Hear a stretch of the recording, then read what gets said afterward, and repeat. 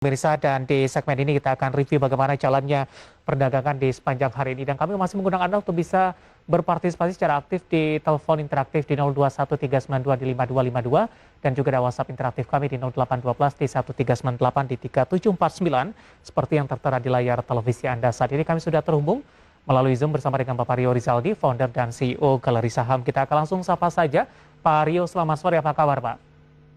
Selamat sore, Pak. Baik. Terima kasih Pak Rio sudah meluangkan waktu di IDX Channel.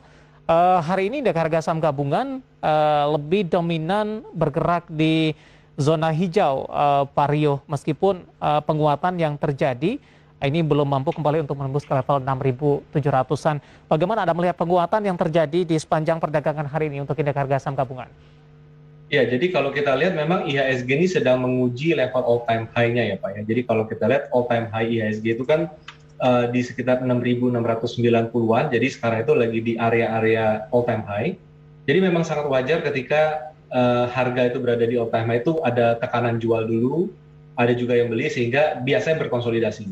Tapi nanti kita akan melihat bahwa kalau indeks itu bisa naik dan bertahan di atas level 6.700, yang artinya udah di atas level all time high tahun 2018, itu kita melihat indeks itu cenderung akan bergerak bullish dibandingkan bearish ataupun dibandingkan konsolidasi, Pak. Baik, bagaimana Anda melihat langkah indeks harga saham gabungan di sisa beberapa waktu ke depan sampai dengan akhir tahun, Pak? Tantangan juga bisa dikatakan tidak mudah begitu. Adanya tapering, kemudian inflasi dari Amerika Serikat, krisis energi, kemudian juga beberapa aspek lainnya yang mungkin akan mempengaruhi skenario window dressing di tahun ini.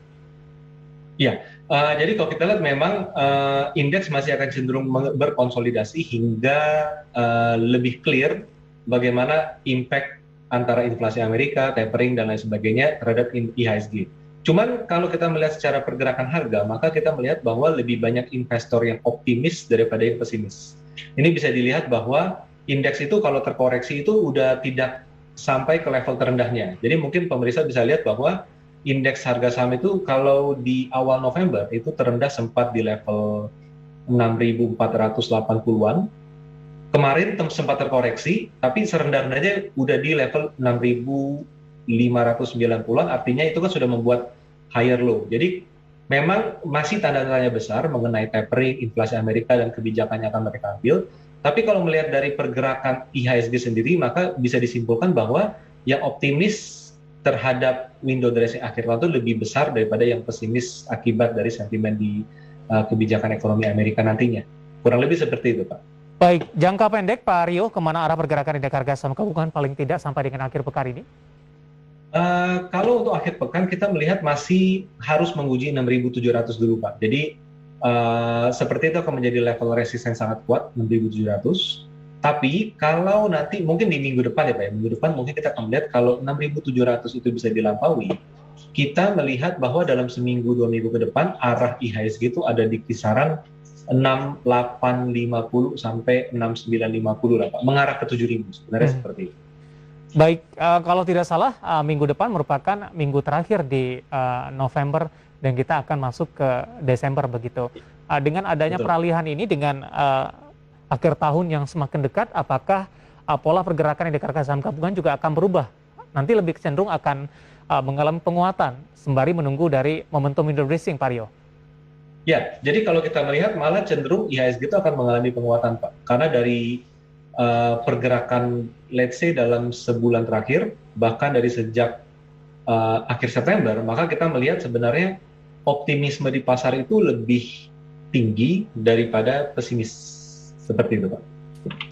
Baik, Pak Rio, beberapa sentimen yang berkembang di sepanjang perdagangan hari ini, terutama dari domestik, ini juga cukup menyita perhatian, Pak Rio. Ini juga berkaitan dengan pameran Gias yang ada di Indonesia. Kegiatan ini merupakan kegiatan tahunan dan dihadiri oleh Bapak Jokowi dan juga beberapa menteri terkait ini. Tampaknya peluang dari PPNBM untuk beberapa sektor masih berpeluang akan diperpanjang di 2022 mendatang, terutama dalam menopang pertumbuhan ekonomi. Bagaimana Anda melihat sentimen seperti ini, Pak?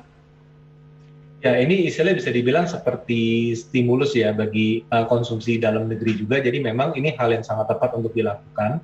apalagi kan sekarang ini kan masyarakatnya kan baru masuk ke era new normal di mana pandemi kita lihat datanya itu data COVID itu kan relatif udah stabil di bawah, maka ini istilah startup ekonomi selanjutnya pasca pandemi, semoga segera berakhir pandeminya, dan kita melihat stimulus-stimulus ini akan menjadi hal yang menarik untuk mendrive ekonomi dengan lebih instan daripada kalau kita berharap ekonomi itu tumbuh secara organik seperti itu, Pak.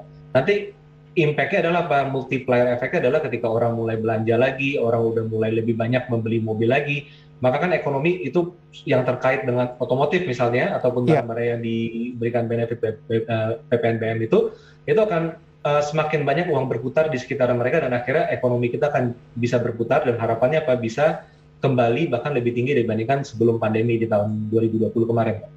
Baik, apakah ini cukup direspon positif oleh para investor? Kalau kita lihat di sepanjang perdagangan hari ini, sampai dengan sesi pertama tadi, kemudian lanjut di sesi kedua, beberapa dari saham properti ini mengalami penguatan. Begitu juga dengan saham-saham otomotif dan turunannya, terutama yang memproduksi suku cadang hari ini juga beberapa mengalami penguatan yang signifikan, Pak Rio.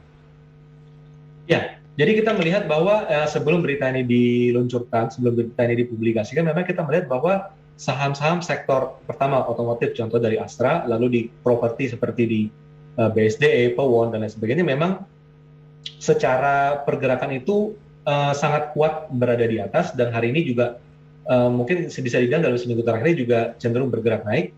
Jadi memang ini menjadi respon dari para pelaku pasar terhadap kebijakan yang diambil oleh pemerintah tersebut.